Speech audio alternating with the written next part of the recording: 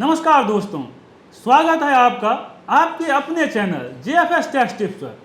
मैं हूं आपका दोस्त लक्ष्मण झा। आज हम बात करेंगे एक बेहद जरूरी टॉपिक पर। अब सवाल उठता है, अगर ड्यू डेट तक आपने ITR नहीं भरा तो क्या होगा?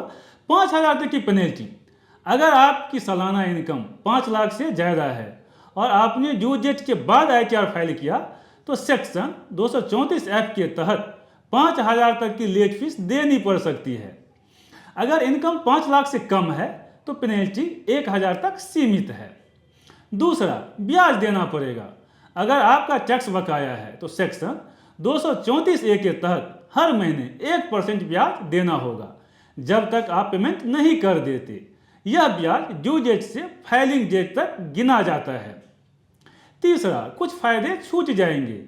लेट ITR फाइल करने से कई जरूरी टैक्स बेनिफिट छूट सकते हैं, जैसे लॉस कैरी फॉरवर्ड का फायदा नहीं मिलेगा, बिजनेस या कैपिटल लॉस को कैरी फॉरवर्ड नहीं कर पाएंगे और भविष्य में इसे एडजस्ट भी नहीं कर पाएंगे। ओल्ड टैक्स रिजीम का ऑप्शन छूटना सबसे बड़ा लॉस। अगर ड्यू डेट तक ITR फाइल नहीं किया तो आप ओल्ड टैक्स रिजीम का लाभ नहीं ले सकते। न्यू टैक्स रिजीम डिफॉल्ट हो जाता है।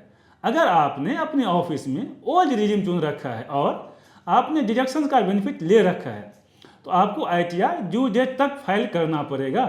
अगर आप ऐसा नहीं करते तो आपको वो डिडक्शंस का बेनिफिट नहीं मिलेगा जो आपने अपने ऑफिस में ले रखा है और आपको बहुत सारा टैक्स की देनदारी बन जाएगी।